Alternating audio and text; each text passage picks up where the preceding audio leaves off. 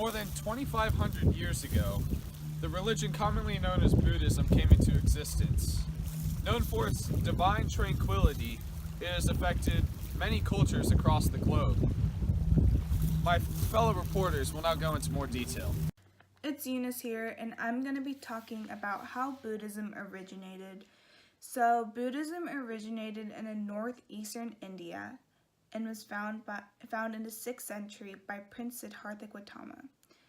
The Buddha was born in Lumbini and he began preaching at the Sarnath. Siddhartha's life changed after a series of 4 trips. So he encountered an old man on the first trip, a disease-ridden man on the second trip, and a corpse on the 3rd trip. After witnessing the pain and the sufferings, Siddhartha came across a monk who taught him how to withdraw from the world on his last trip. And some important people are Siddhartha. He's the founder of Buddhism. He's also the warrior son of the king and the queen. Ashoka, he spread Buddhism throughout India, and he's the emperor of the Maitreya. Buddha Maitreya, he's the future Buddha. And lastly, Asanga. He's the founder of the Yogacara school, and he's also considered one of the most important Mahayana philosophers. And some major beliefs are reincarnation, and that's when people are reborn after death. And they also focus on self-spiritual development and the insight on the true nature of life. So what did Buddha teach? The Buddha taught the 4 noble truths, which are 1, all living beings must endure suffering. 2, suffering which is caused by a desire to live leads to reincarnation. 3, the goal of all existence is to escape sufferings and the endless cycle of reincarnation into nirvana. 4, nirvana is attained through an 8-fold path, which includes rightness of belief, resolve, speech, action, livelihood, effort, thought, and meditation. And that's it for today. Thank you. Hello, I'm Honor Pearson, and today I'm going to be talking to you about Buddhism. First, we were talking about the distribution. Buddhism distributed through contagious diffusion as teaching spread throughout East and Southeast Asia.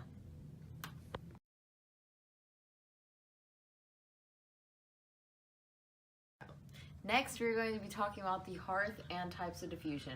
Historians agree that Buddhism originated in northern India in the 5th century BCE, more specifically Lumbini, present-day Nepal. A man named Ashoka sent monks to surrounding territories to share the teachings of Buddha. This caused a wave of conversion, and Buddhism spread in India and also internationally in places like Ceylon, Burma, Tibet, to Asia and places like China and Japan. The types of diffusion Buddhism distributed through was hierarchical and contagious diffusion. It diffused during the 5th century.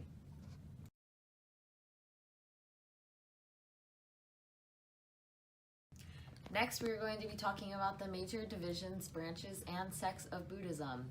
There are 3 different branches of Buddhism: Mahayana, Theravada, and Vajrayana. Mahayana consists for about 56% of Buddha in China, Japan, and Korea. Theravada comprises of 38% of Buddhists in Cambodia, Laos, Myanmar, Sri Lanka, and Thailand. And Vajrayana consists of 6% of Buddhists in Tibet and Mongolia.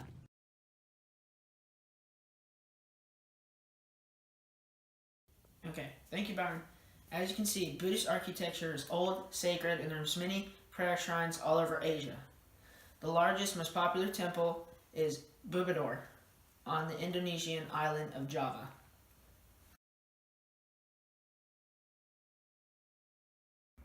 To recognize these Buddhist temples, they will often have massive roofs with layers of tiles and incorporate the 5 elements of wind, sky, fire, water, and earth. Mostly located in Japan, China, South Korea, Thailand, and Indonesia.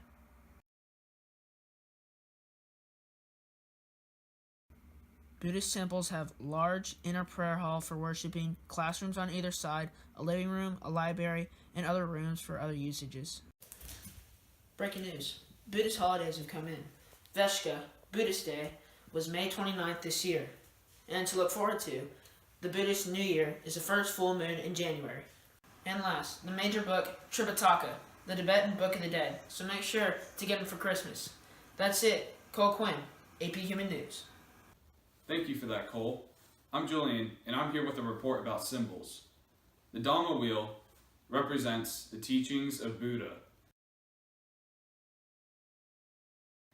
The wheel's motion is a metaphor for the rapid spiritual change by the teachings of Buddha. The conch shell is believed to symbolize the beautiful sound of the Dharma teachings being shared. The two golden fish. In older times, the two fish were drawn to symbolize the Ganges and the Yamuna rivers. Now, it has come to mean luck and fortune. It also means the courage and fearlessness to be able to swim freely like fish through water. Next up is sacred sites. Buddhists visit shrines and temples to worship Buddha, but worship is not essential to Buddhism because Buddhism is a way of life, a way to behave at all times. Buddhists may also visit places associated with Buddha's life, such as Lumbini Grove, his birthplace, Bodha Gaya, the place of enlightenment, and Samartha, the place of his first sermon. Finally, there's also Kusinara, the place where he died. Finally, I'll be talking about burial practices. Death and illness are seen as unavoidable facts of life in the eyes of Buddhists. They believe that death should take place in a calm and peaceful environment. After someone has died, the body must be left undisturbed for around 4 hours, and there should be a 3.5-day interval between death and the autopsy or cremation according to Buddhist tradition. Buddhists prefer cremation most of the time. As a result, less public space is taken up. However, the environment is exposed to even more carbon emissions from the burning process.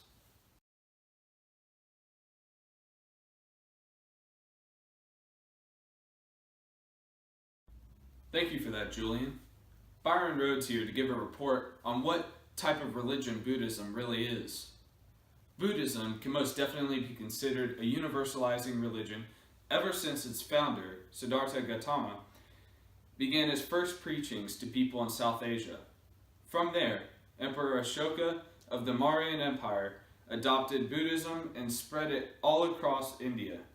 Buddhism also took roots in China and many of the countries in Southeast Asia. Buddhism continued to reach out across the oceans, and by doing so became the 4th largest religion in the world. This spread over the globe exemplifies the fact that they are a dominant universalizing religion. Other than being forced to immigrate from Tibet by China in around 1950, Buddhism has never really been involved in much conflict at all. After the bloody wars for imperial expansion in India, Emperor Ashoka was so troubled by the effects of the conquests on humanity that he converted to Buddhism. Adopting a code of nonviolence, he discontinued all warfare and incorporated the principles of Buddhism in his ruling practices. These principles of peace have resulted in Buddhists in South and Southeast Asia, as well as around the world, to have never really been involved with war and conflict ever since its beginning. However, in 2017, Buddhists in Myanmar began an ethnic cleansing to remove the dominating Muslims from a once Buddhist state. World leaders have become more concerned with this conflict because it may be the beginning of a new age of Buddhism. Byron Rhodes, AP Human News.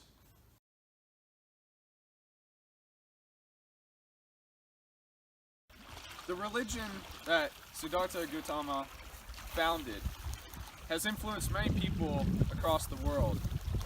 And with a better understanding of Buddhism, we can now fully appreciate and respect the cultures and religions in our everyday